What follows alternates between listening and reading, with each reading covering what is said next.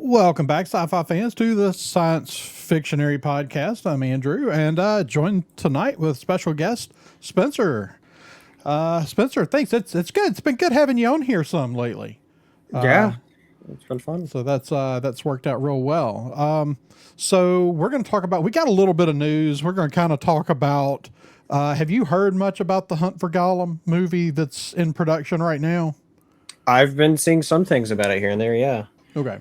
So we'll get into that. And since I haven't, hey, Rose in the chat, thanks for popping in. We're going to talk about things that Rose doesn't know much about. But let's see. So I do want to start off because I haven't really had a chance to talk Lord of the Rings with you before. And you told me a little bit before we got started. But tell me again, kind of what is your experience with Lord of the Rings and The Hobbit? Uh, it would mainly be what I would say most people are familiar with of watching the movies. I remember, I guess my Lord of the Rings story, if you will, is I remember in like fourth or fifth grade, I was like, hey, I want to watch these movies. And so I watched all the theatrical ones. And that was like also around the time when like the Hobbits were coming out. So like I remember being really excited for. I think the first one was already out, but I remember seeing Desolation of Smaug and Battle of the Five Armies on the big screen and being Right. excited for those. And How old were so, you when those came out? oh gosh, when, what years Let's did those see. come out? Uh, Say this is why I'm gonna make people feel old because yeah, Desolation of Smog 2013. so I would have been almost 10 probably when that Okay. one came out. So. But no, I remember loving that movie because of, I mean, Benedict Cumberbatch did a great Smaug in that. Oh, he And did. so, like, I love that. And so, but yeah, I watched those, but even more so just into the main Lord of the Rings. I would say, like, when I talk about favorite movie trilogies, I would say like original Star Wars is my favorite, but I feel like the best made movie trilogy that I've seen is Lord of the Rings, like the extended ones. And Yeah. like I Yeah, love I it have so a much. real problem there where I go back and forth. Yeah. It's like, which one do I love more? I don't know. It would be really hard to pick. Yeah. Like, I was a big reader as a kid. I read The Hobbit when I was about 9. I fell in love with those books at a very early age, and that's what really got me into reading. That's And then, cool. of course, about that same time,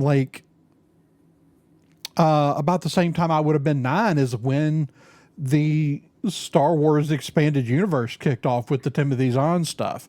Nice. So that worked out real well for me. I kind of went that launched me, from The Hobbit, Lord of the Rings, and in Narnia, and then into all of the Star Wars books, which really up until at least about the time the prequels came out, I mean, I devoured everything expanded universe I could get my hands on. Hmm. But yeah, I mean, it would be real hard. I would say I can't pick one as far as which one I love more. I would Yeah, say they're for me they're 1A and 1B for of sure. movie That's trilogies, so great. and but I will say that in the technical, as far as overall production value, I give the edge to Lord of the Rings. It was doing some pretty phenomenal stuff. But, that original Star Wars trilogy, I mean, it's Yeah, hard to argue. They created so much of that's true. what they put on screen. So, again, it wasn't like that movie was made in the early 2000s with, Right. the computer imagery. So, again, it's still hard to give it an edge. Right. I think that what it gets for me, the Lord of the Rings trilogy, is the consistency across the 3 films, which Yeah. is what happens when you shoot 3 films like you're shooting one. Yeah. I mean, that's Because what the trilogy is. It's one massive movie at the end of the day. it is, because it's one book. Yeah. Yeah. Canonically, it's one book. That's the thing a lot of people don't realize is that the Lord of the Rings, and they do show it in the movies, but I don't know if a lot of people realize that's, in the books, like from the canon, like the Red Book of Westmarch is The Hobbit and The Lord of the Rings, and then all of the stuff that Sam collects later. and it's so canonically, Lord of the Rings is one book, and so they shot it that way, and I think that's one of the things that makes it work so well is there's no real up and down.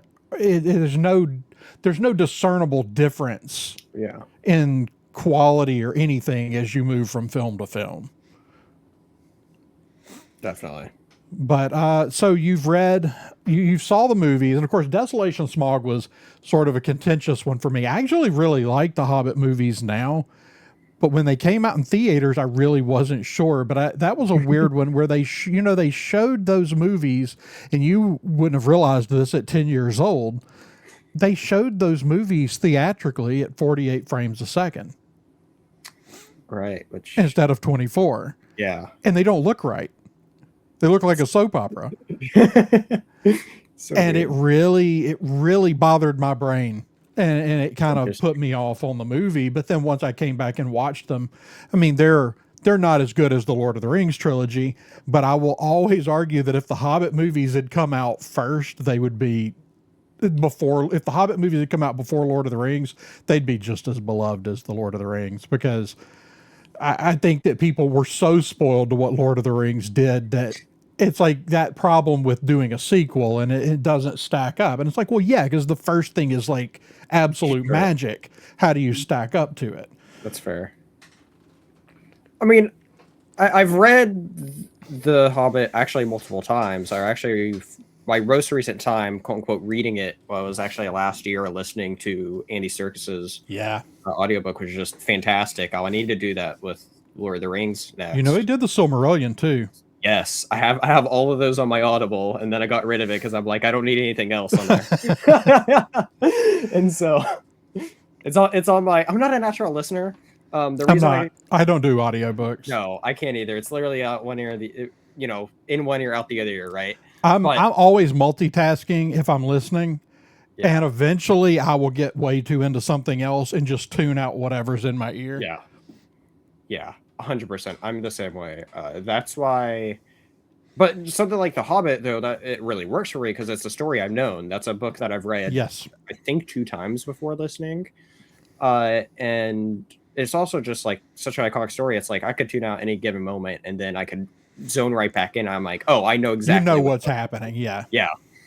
Yeah, So and I do like listening to things that I know already, and we that's one we listen to in the car sometimes when we're traveling with the kids and stuff. So, great one. you mentioned the Silmarillion. You tried reading it, or So I remember years ago when I tried it, I remember hearing you, and I don't remember who you would have been talking with about it. But I remember the way you said to digest it is like you treat it like the Bible, where you read a chapter like a week and kind of, yeah, digest it every week. I tried doing that. That lasted for a grand total of maybe 3 weeks before I fell off. And so right. I need to take the time with and just, sit It's down and try to do that more. yeah, it's one of those things, and I tell people they're like, "Oh, it's so hard to read," and it's like, yeah, because you're reading a history book at this Right. point. You're not reading one continuous story, Yeah. which is why I hear people or see people online going, "Adapt the Silmarillion as a movie," and I'm like, "You haven't read the Silmarillion." Like that's like Yeah. 30 movies buried in there, Right. maybe more. Like, that's it's a history book, Hmm. and it's a history book to support the Lord of the Rings and the Hobbit. It's insane to think about. It really is. And but yeah, I've sat and I've read it straight through, but I mean, I read it once that way, and now I pick it up and I go, I want to read this chapter, like this piece, and I'll pick it up and I'll reread that piece. Sure. And I that's just the way I recommend taking it in, like a history book or like the Bible, and take in that one story and then move on, because it'll drain you if you try to read it straight through. It's a lot. It's And it's, dense. yeah, very dense from the little bit I've read. So, but I mean, it's just so great though. Like, just Tolkien's such a mastercraft at what he did there, Oh, for creating the sure. world and everything. It's just amazing to read. And so, yeah, I Yeah. really want to get into all those and like all those like other stuff that came out eventually. So, but yeah, so much. See if I can get my headset back on. Let's. I was going to show you, like, they republished like these books right here, this set of 3. That's Okay. the histories of Middle Earth. Okay. But they've republished them, Oh and yeah, I've these seen new those. sets are gorgeous. But it's 4 boxes. Yeah, those are what I want to get though. But yes, It's a gorgeous set. if there's any book that you can get me to buy 5 times of the same thing, it's definitely Lord of the Rings. Yeah, I have So, multiple copies of that one. I've got the one that I pull down when I want to read, and then of course that kind of got replaced. They reprinted the originals with that's a cool. couple of years ago that have Tolkien's sketches in them. Are those the illustrated editions? They're not the fully illustrated ones, but they do. They're not like fully illustrated, but they have a lot of Tolkien sketches scattered throughout. Yeah, I got one of them back there. The one that comes. It's a hardcover. It has the red pages on the outside. Yeah, yeah, Yeah, that's what I'm talking about. yeah, Yeah, yeah. those are it's a beautiful set of books. Need to get the Yeah, ones for Hobbit and Silmarillion, but right. it's on my Yeah, list. I think maybe I actually have all 3. I was trying to figure out if I didn't have them all, but I think I have them all now. The only thing I got to get is the other 3 boxes of the histories, and then I have to figure out what I'm gonna do with this set back here. But the new set's so much nicer. Nice. This set back here is like on onion leaf paper, like they print Bibles on. Oh yeah, So they're massive, dense volumes, and these are much nicer, easier to handle for sure. books. But anyway, I wanted to get in. So, what have you heard so far regarding the Hunt for Gollum movie? That concept. I mean, they're heading into the studio. They're supposed to start shooting. I think this coming month. I think in May, That's interesting. with a December 2027 release date. I mean, so kind of, what do you think about it? Is it something you're excited for? Wary of? Like, where are you at on it? I mean, of course, being a Lord of the Rings fan, I always want more content, Yeah, right? But then thing is like, is it going to be quality? I mean, first and foremost, nothing's going to be ever, I feel like, be as great as the actual trilogy. right. But it's interesting though that we're now getting these movies that's filling in gaps that's directly connected to it. Hmm. And even going beyond just Hunt of Gollum, but also what we're getting with the Stephen Colbert movie, and Right. so Yeah, the looking Stephen forward to. Colbert movie is particularly interesting to me because it'll be a fourth age story set after the events of after Frodo has sailed Mhm. west. So I'm really curious about that one. I know a lot of people are real cautious about that, but the bottom line is I don't know if I totally trust Stephen Colbert to write something, but I also know that he's extremely fond of the Yeah, property and really seems to be every bit as knowledgeable about it as most Tolkien scholars that I've listened to. yeah. In fact, Uh, he seems to be a little more protective of it in its original state than a lot of Tolkien scholars I've heard, to be honest. Yeah, like what I've seen of like clips and stuff of him where he's just so passionate about it. He's somebody that I honestly feel like I think can do good with the property.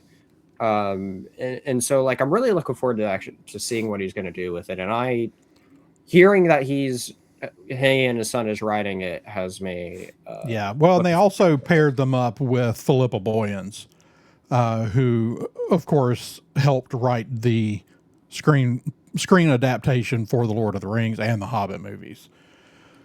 I mean, I think that's just such a great team right there. No, I think so too. I'm really curious to see. I'm intrigued by that story. Now, Yeah, this one, I'm especially intrigued by this one though, right. with the Hunt for Gollum, because there's one thing that's almost universally said about Lord of the Rings, or that people almost universally complain about, are certain, other than Tom Bombadil, because I don't, we could get Tom Bombadil in this, but I don't think we will. But we could get him in the Colbert I think so. film. But there were a lot of there were other rangers, there were other important elves that were left out of the Lord of the Rings films, and I think this is a really good opportunity to include those characters.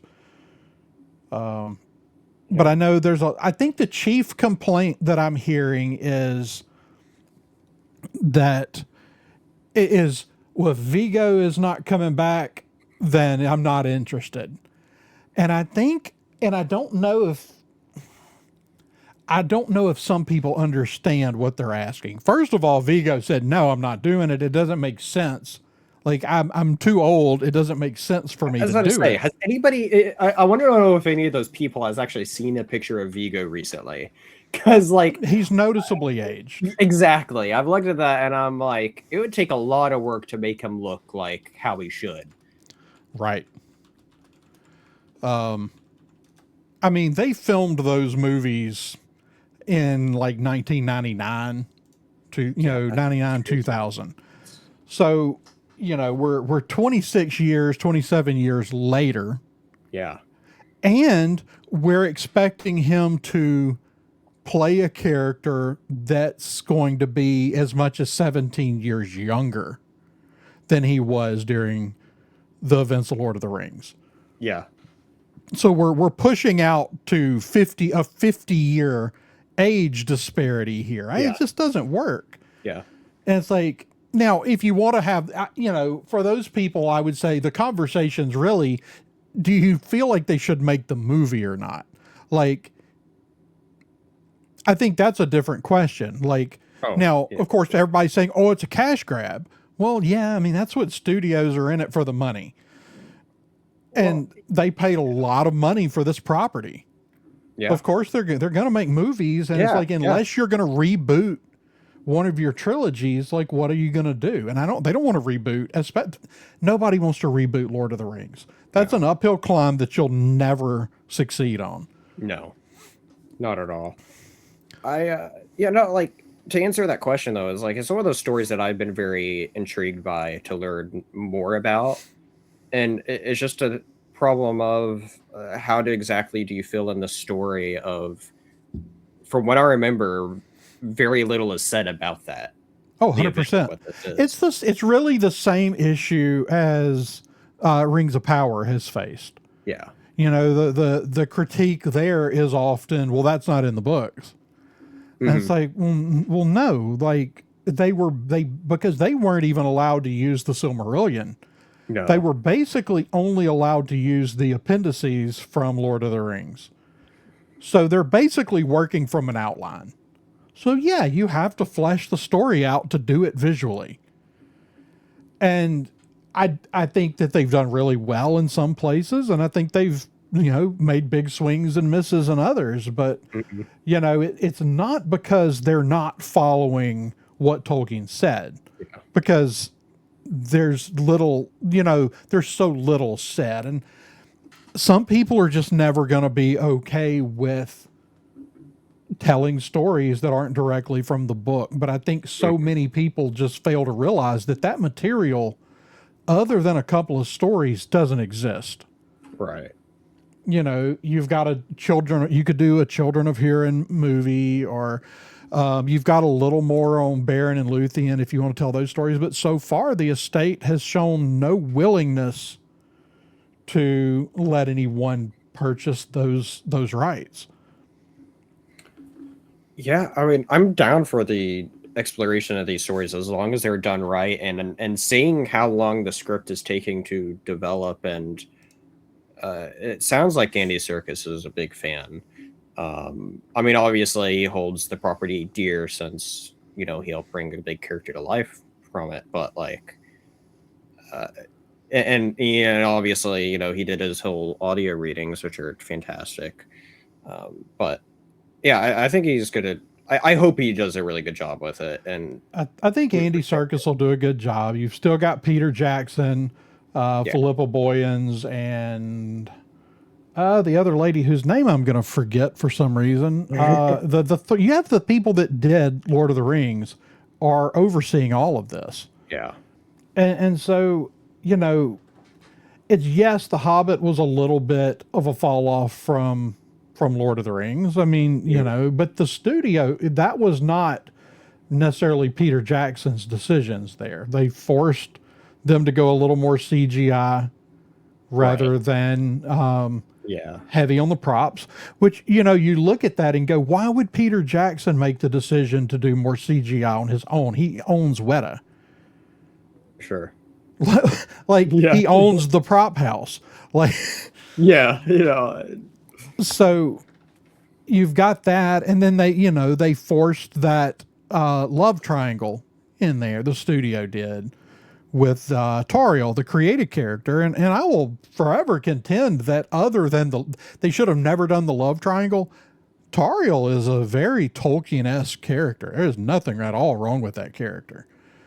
It's just what they put her in there for. sure.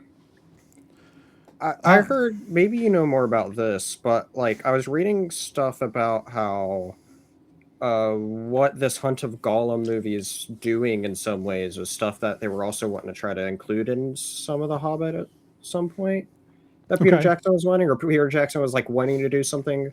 There's something Peter Jackson was wanting to do for a while, and it kind of morphed into this Hunt of this Gollum movie we're getting. Okay. I'm not real sure what that would be, you know, because this takes place basically almost, or at least begins almost halfway between. I mean, this story basically begins on the night of Bilbo's 111th birthday. Sure. So in it, you know, and I think that's one of the things they've got to kind of overcome is the movie didn't really do anything to give you an idea of the time gap from Right. Bilbo's birthday until Gandalf comes back Yeah. to send Frodo on his adventure is 17 years canonically. That's true. But in the movie, they really made it feel like it's maybe weeks or maybe a few months, not Yeah. 17 years. Correct. So I think they've got to they're going to kind of have to figure out how to layer that in a way that doesn't feel real jarring. That's true. I But remember like I've known the premise of like when it takes place, and it's like something because of that. Like I always think it's like, yeah, isn't it like usually like halfway between Hobbit and Lord of the Rings? It's like, well, no, technically it's like right there at the beginning. yeah. But you Now, don't give up the time. Now, as far I haven't heard what you're talking about things that Peter Jackson had wanted to do previously. However, I will say what some of those things might be, unless you've heard specifics. I'd have to look it up. What I've seen or read. Some of the things. So during this 17-year stretch, Aragorn's mother is still alive. Okay. Also, we didn't get a chance to see the sons of Elrond, who are really important in the books. We didn't see Glorfindel. There are so many characters that they didn't have room to squeeze into the movies that I imagine some of that is what he would like to revisit. But I also kind of I really expect to get a fairly heavy dose of flashbacks in this. And that'll kind of bring us, I can kind of jump into what we're here to talk about, the casting news. Kate Winslet is in this playing a character named Marigold. Which sounds like it has to be a Hobbit or at least a Hobbit adjacent character. You know, flower naming conventions, that's very Hobbit. And of course, the rumor when her name first came up in the rumors that she was going to play Smeagol's grandmother. And so I do think we may get a heavy dose of flashbacks of That makes sense. Smeagol before he finds the ring. That'd be interesting. Or possibly even, you know, he talks about, you know, in the movie, in the third film as it opens up, it's Smeagol's monologue after he kills Deagle. And it's him talking about, they called me murderer, they called me, you know, these things. And they, you know, so like this idea that he finds the ring and he tries to go home and he's changed and no longer fits in. And we may see bits and pieces of that story, of a little bit more of a broader view of his fall into madness because of the ring. Right. Because the third movie rushes that along as the prologue for the third film. So it moves along pretty quick. when in reality it could have been a decade or more before he really is pushed out of his community. So it makes sense to me if we're going to do that. Now it could just be that she's just another hobbit we're going to meet. We know that Frodo is in this, so the cast that we got so far, the ones that are no surprise at all is Ian McKellen back as Gandalf, Woohoo. and Elijah Wood back as Frodo. And you know, Ian McKellen, I mean, obviously looks a lot older, but they're going to put him in so much makeup anyway. And I don't think he's going to be heavily involved in the story. I think he's sort of going to be there for the same reasons he's there and everything else, to send people on their adventure. Elijah Wood probably won't be in it a significant amount. In fact, I noticed when you in the list of characters it says with Lee Pace and Elijah Wood, which sort of indicates that they're not primary characters, which I sort of expected with Frodo. I honestly kind of hope to see a lot of Thranduil in this, but maybe we will, maybe we won't. But Thranduil, Lee Pace's Thranduil, is one of those characters that's, when I read Lord of the Rings and The Hobbit, he's what I imagine when I think of the Elf Lords. Yeah, I mean, it's exciting to have him back. Yeah. So the ones we've got back in addition, so Andy Serkis is also back. Of course. And then we've got our two new actors, one new character. Now, Leo Woodall had been rumored for a few weeks now to be playing Strider in this movie. And everybody was like, there's no way, he just doesn't even look remotely right. Well, it turns out Leo Woodall is playing a character called Halvard, which is a created character, doesn't appear in the Legendarium. I suspect probably a member of the Grey Company, one of the Rangers that's out there in the wild with Strider. And then we have I'm gonna blank on his name and I lost my image. Jamie Dornan as Strider. And I think he looks enough the part. I'm curious to see, like I said, this is going to be a character roughly 17 years younger than when we met him in Lord of the Rings. So I think that works. And do you know these actors from anything? The two, like the new Strider actor. I mean, I recognized some of the things, and of course he was, well known from the 50 Shades of Grey films. So, some people are freaking out about that. And it's like, look, they're not going to make it 50 Shades of Grey just because they brought an actor from right 50 Shades of Grey.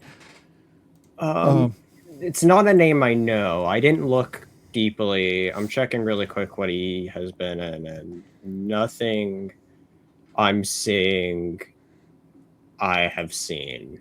Right. Sorry to disappoint anybody listening, but I do not know 50 Shades of Grey. No. So. Yeah, definitely not my yeah, right. Not something I'm familiar with, other than, the occasional making fun of it online, but right. Yeah, I'm excited about this movie. It could end up being terrible, but I'm just really excited about getting back into Middle Earth. Yeah. And I'm excited about doing it in a big theatrical way more than, say, Rings of Power has done it. And it's not that Rings of Power hasn't done. I think they've done some things well. I think some of the actors, even though I don't know that they're necessarily the best representation of the character they're playing as far as from the book, but they're killing the role they've got, like the actors are. And so, there's things I can definitely appreciate about it, but I'm more excited about this and diving back into this particular version of the story. I mean, it's just like as you say, it's like uh, we're talking earlier of like, that's a trilogy that we just hold so close to our hearts. So it's like, of course we want more of the characters that we love, right? Yeah. And so it's just like I'm down for it. It just needs to be done right. Yeah. Yeah, I think so. And I think that I think that overall it's in the right hands. There are things that concern me. It won't affect this movie, but there's a little bit of chaos over there right now with Warner, Oh yeah, with the sale and everything, and what that's going to mean, and yeah, and whether the new owner, if Paramount even manages to buy it, which is still very much up in the air. right. Even if Paramount manages to buy it, I don't know if they just let the studio that's handling the Lord of the Rings stuff continue Yeah, with what they're doing, or if they come in and they pull the plug on everything. that's true. I am very scared about what what they're going to be doing there if they get their hands on it. Yeah. But that's a whole other conversation. Oh yeah, for sure. But I mean, I think this is a solid cast list so far. I think we've got enough of our OGs back with Andy Serkis, Ian McKellen, Lee Pace, and Elijah Wood, and of course Kate Winslet. That's a huge get. Yeah. And then these two new actors that I think will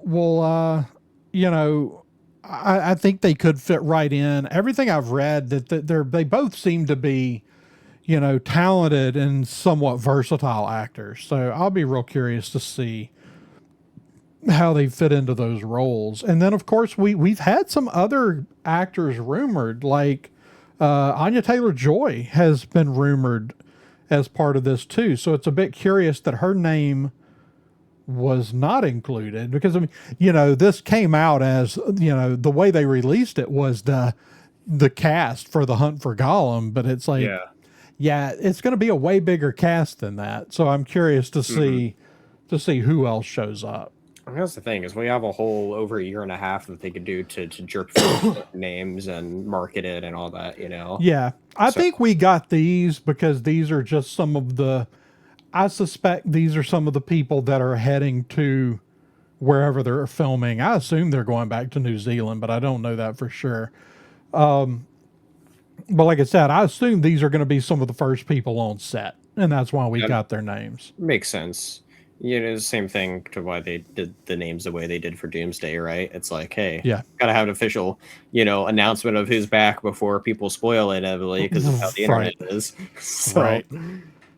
Well, and it's hard. It gets harder and harder all the time. Once people yeah, go to set, it gets yeah, harder to deny that they're there. yeah, for sure. I'm trying to look to see where their filming location is. Yeah, they're going back to New Zealand, which makes it even harder to hide who's headed to New Zealand. There's not a lot Right. of, it's like, oh, the celebrity's just, hanging out here in New Zealand. I wonder why they're here. So, I mean, is there anybody that you would like to see back from the originals? That's a Or good other characters, question. either character with a recast, or characters that or a character we didn't get at all that you would like to see included, or a character brought back by their original actor? That's a great question, because it's a big thing of first and foremost, I just want the story to fit well.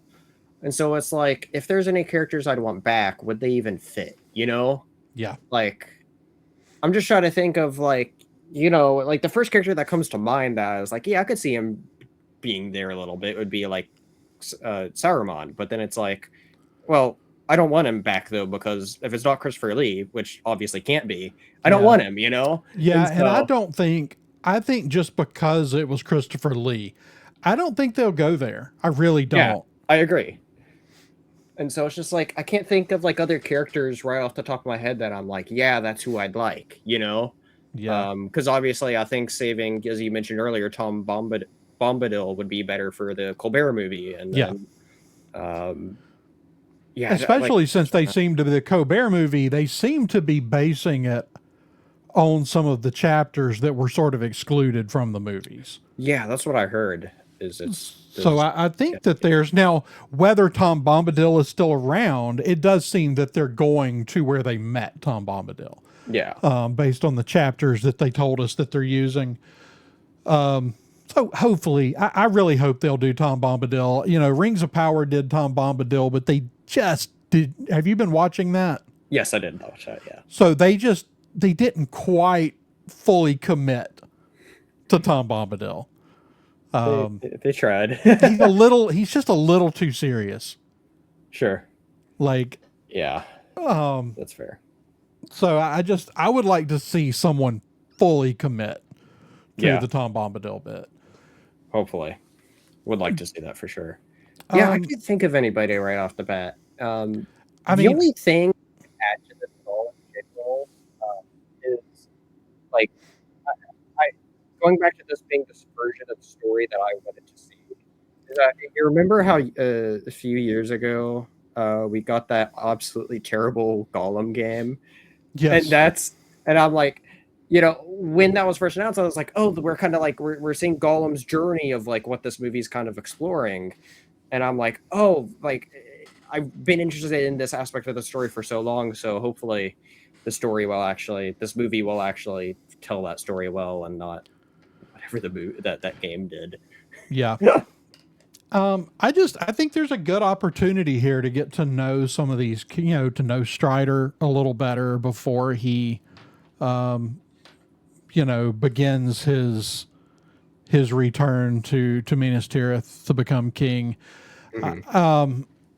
I think that the fact that it's set at a time when his mother is still alive, like we may deal with her death in this. I really feel like, I feel like we have to have Arwen. I feel like Arwen has to be included. And again, I don't know that I don't think that's a Liv Tyler coming back thing.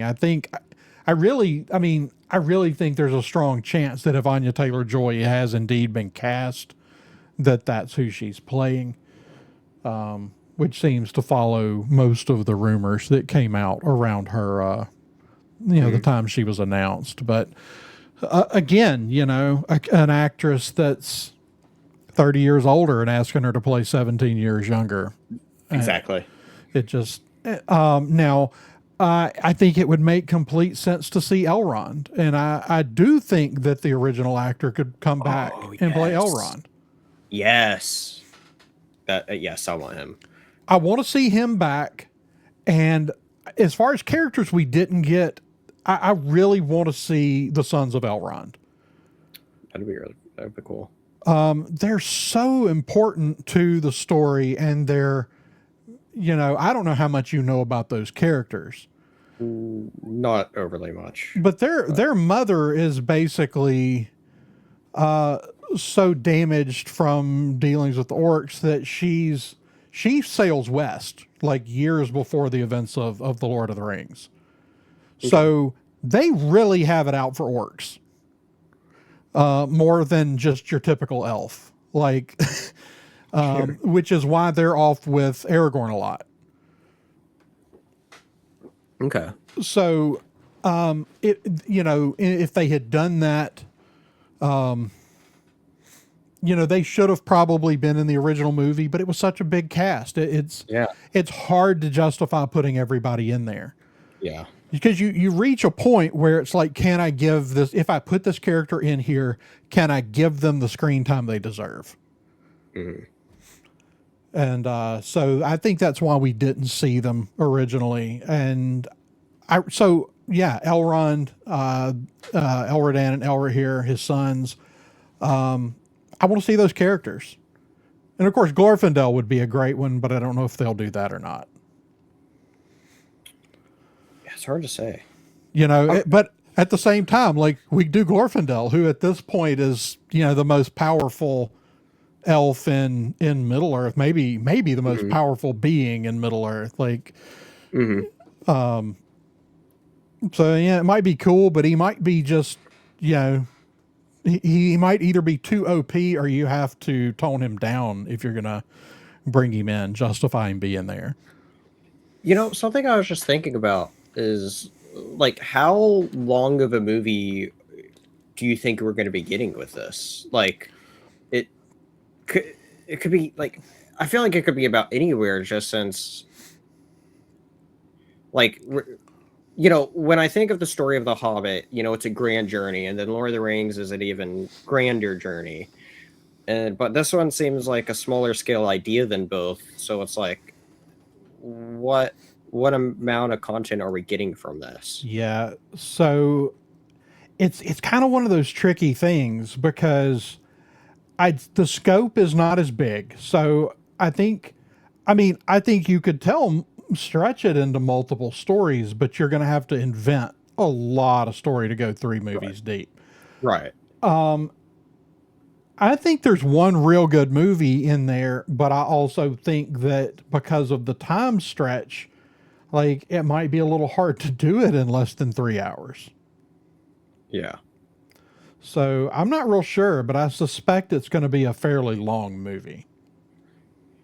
Yeah, I mean, it just makes me curious as well of when we have this precedent of, you get, how long are the theatricals? 2.5, 3 hours, and then you get another half an hour or however much longer for the extendeds.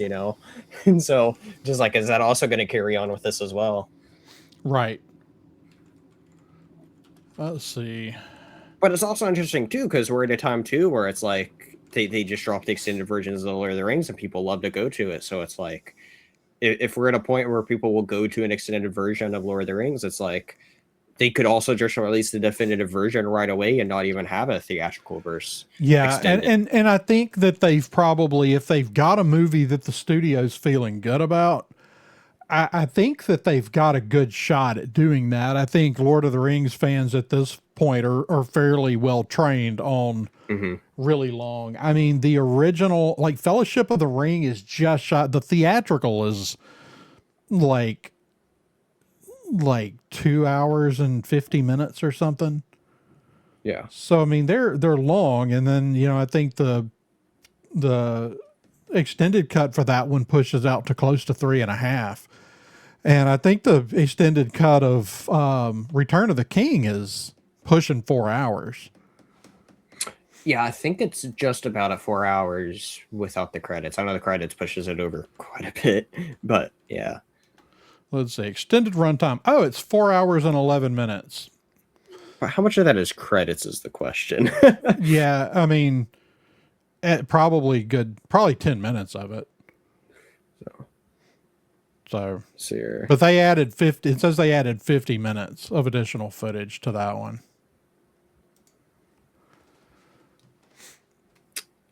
4 hours and 3 minutes is what I see here without credits. So Okay, yeah, so yeah, pretty close much, to yeah. about 8 minutes on the credits. So, but yeah, pretty cool.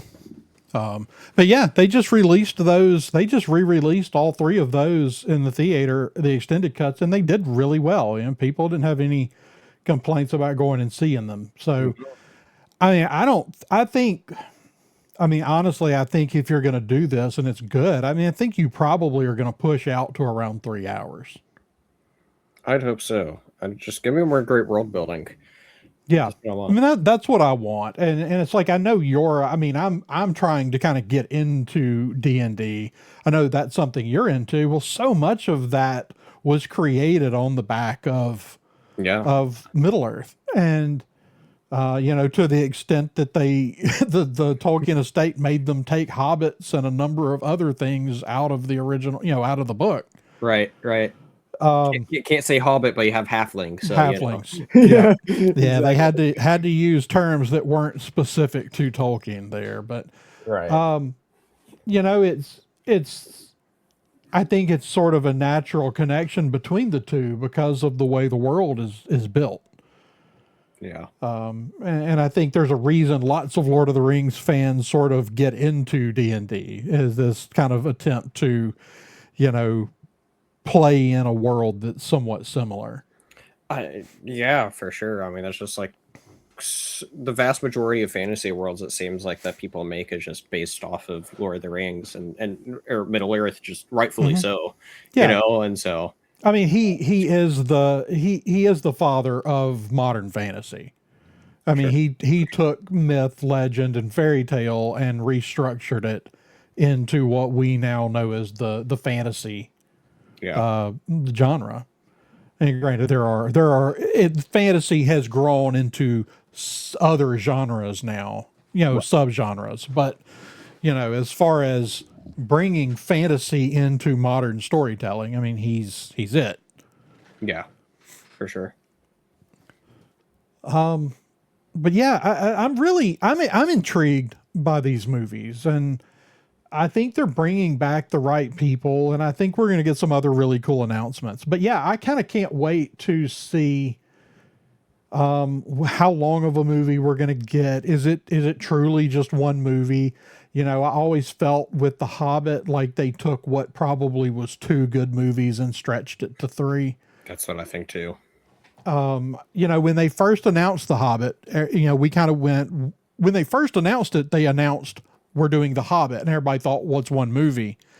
But then everybody's kind of going, man, it's going to be a dense movie. Like there's a lot to pack Yeah. into one movie. But then they said trilogy, and everybody went, no, it's a two movie thing. And the Yeah. studio got greedy; they wanted another trilogy. Yeah. If there's truly enough here, and they're confident in the story, and they think, oh, it's two movies worth, I don't have any problem with that. But I would also be a little leery if they suddenly said, oh yeah, we're doing a trilogy, Yeah. because I think at that point you're having to invent entirely too much. Yeah, I agree. No, I mean, I think the premise of both the movies that were announced, I think they're great solo movie offshoots. Yeah. And so I just hope they make the most of that and figure out a great way to balance it. And I will say I'm really excited about the prospect of having, with the Colbert movie, I don't see any reason we shouldn't get Billy Boyd, Dominic Monaghan, and Sean Astin back for that. Oh yeah, that'd be cool. Well, we've jumped forward in time. The fact they've aged doesn't matter at all. In Yeah. fact, they're probably have aged appropriately for that movie. And I can't imagine that the three of them wouldn't jump at a chance Oh, to go back to Middle Earth. I mean, there's some of my absolute people to go see it at conventions. that's cool. We actually got to meet all four of them, all four of the hobbits at the Fan Expo New Orleans a couple awesome. months ago. And one day I'm going to find somewhere. I got so Weta had a booth there, and I got a map of the Shire that's enormous, and there's no room in here to put it anywhere. But I got all four of them to sign it. So excited about getting that put up somewhere. That's cool. But yeah, so I think I think that's what excites me the most about the Colbert movie, is that I don't see any reason that we shouldn't be getting those three actors back. Yeah. So, but anyway, I think do you have, I mean, unless you have something else, any other thoughts about these movies, I think that's probably a good wrap up spot for the night. Yeah, I don't think I really have anything else. I mean, I'm just excited for more of the Lord of the Rings. I'm uh especially Hunt for Golems, and I'm excited for that since we're getting both obviously back Gollum and Gandalf, who I'd say are probably my two personal favorite characters. Yeah. And so I'm hoping we get a good bit of both of them. And yeah, Look, I'm just yeah, excited. and I cannot tell you how excited I am to be getting Ian McKellen back. Next year, or I guess this year and next year Yeah, as Magneto Yeah. and Gandalf. Like, yeah, for that reason alone, I'm excited about, getting, because, I don't know how much we've started losing people from the Lord of the Rings cast, and I'm excited to see him again in that yeah, role. for sure. I agree. I can't wait to have him back. One of our treasured actors that I'm just. Yep. You're so right. He's going to be dominating the next couple of Decembers for me. So Yeah. there we Yep. go. All right. Well, before we wrap up, you want to let people know what you got coming up, or what you got going on your channel. All right. Look like y'all are back in the Red 5 Tavern too, if I'm not mistaken. Yeah, we played the last couple Fridays. It looks like we're taking this Friday off, but we should be back the following Friday. We try to play Fridays, but um, the saying of scheduling is the killer of D&D campaigns is true. Yep. Hasn't killed ours, but as life happens, adulting happens, all that stuff that we don't like to get way of the fun stuff happens though. Yeah. When And you got some people, I mean, I know Charles's schedule can be very yeah, wild. So yeah, and so and we're one of those groups that we like to play with everybody there, and it's like a group decision. Like some groups are like, oh, the show must go on, and it's right. okay somebody, but where like everybody has to be there because it's just not as fun when you don't have everybody there. So Right. Yeah, I try to catch y'all live, but it's been a while since I've been able to catch it live. But I also didn't realize that y'all were back until it popped up in my feed earlier today. So I'll definitely have to so go back and catch up. we're doing something right now in that called the Town Adventures.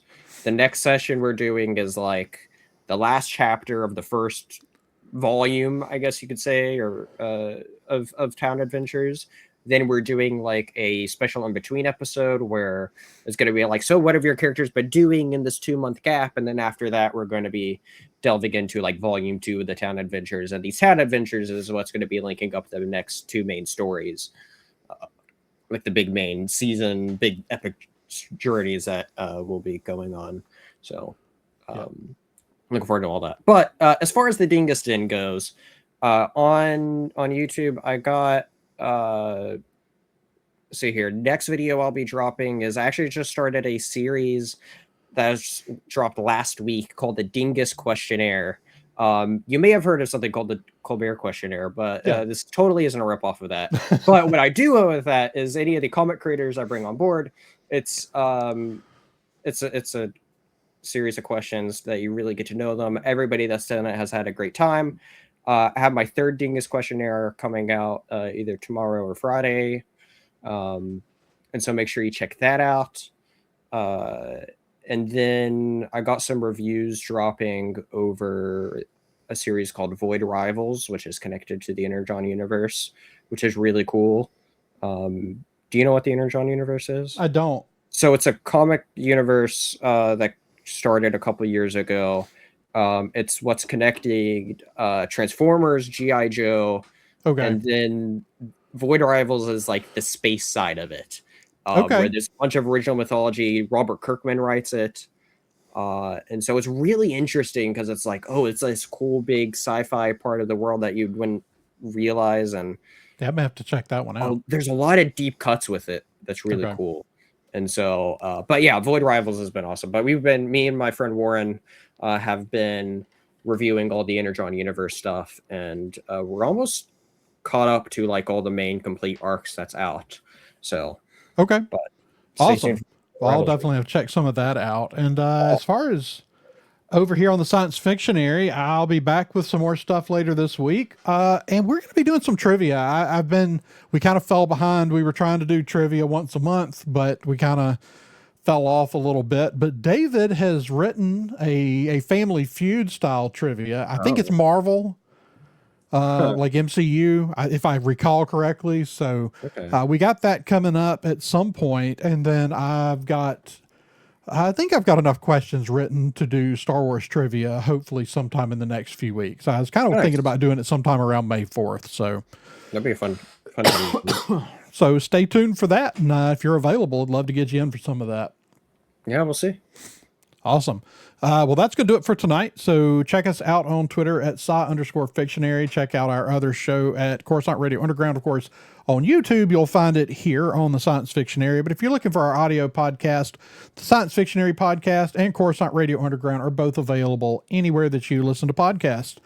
And be sure to check out all of our friends over at the Red 5 Network at bio.link/Red 5. And until next time, may the Force be with you.